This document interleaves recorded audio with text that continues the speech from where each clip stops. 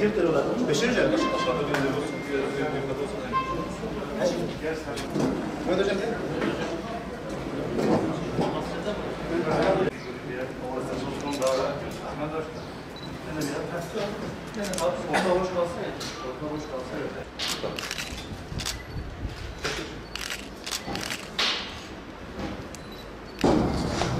Mescid-i Aksa, Peygamberimiz sallallahu aleyhi ve sellemin Müslümanlara emanetidir. Bu emanete sahip çıkmak boynumuzun borcudur. Bugün terör devleti İsrail tarafından işgal edilen Mescid-i Aksa bir avuç kahraman Filistinli kardeşimiz tarafından savunulmaktadır. Bu savunma yapılırken kardeşlerimiz çok büyük zulümlere maruz kalmaktadır.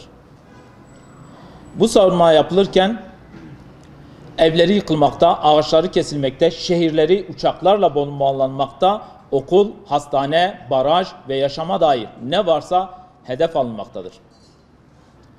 Terör fiilinin içini tam olarak dolduran barbar kavim İsrail, kardeşlerimizi çocuk, kadın, yaşlı dinlemeden uçak ve helikopterlerle katletmektedir.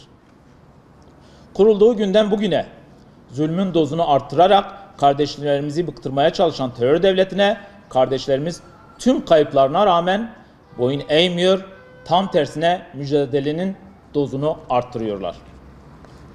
Kardeşlerimiz bizim mescidimiz, bizim kıblemiz, bizim izzetimiz için mücadele ederken bizim buradan bunu izlememiz beklenemez.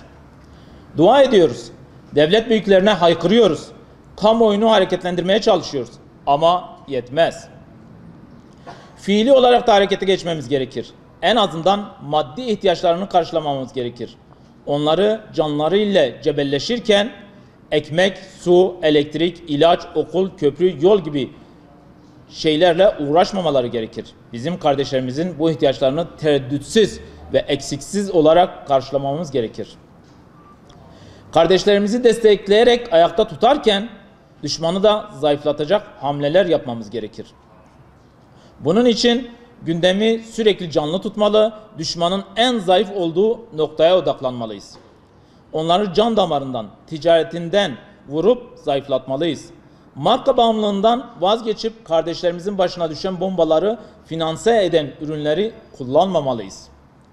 Bu bilinci oturtmak ve bizim izzetimiz için savaşan kardeşlerimizin yaralarını sarmak için bir yardım kampanyası başlatıyoruz. Bu bilinci oturtmak ve bizim izzetimiz için savaşan kardeşlerimizin yaralarını sarmak için başlattığımız kampanyada her ne kadar isim yardım kampanyası olsa da yapacaklarımız yardım değil, borç ödeme hükmündedir. Çünkü o kahraman kardeşlerimiz bizim için savaşıyor ve biz onlara borçluyuz. Allah-u Teala ayet-i kerimede size ne oluyor ki Allah yolunda infak etmiyorsunuz? Oysa göklerin ve yerin mirası Allah'ındır. İçinizden fetihten önce infak eden ve savaşanlar bir olmaz. İşte onlar derece olarak sonradan infak eden ve savaşanlardan daha büyüktür. Allah her birine en güzelini vaat etmiştir. Allah yaptıklarınızdan haberdardır. Hadid 10. Allah hepinizden razı olsun. Ayağınıza sağlık. Teşekkür ederim.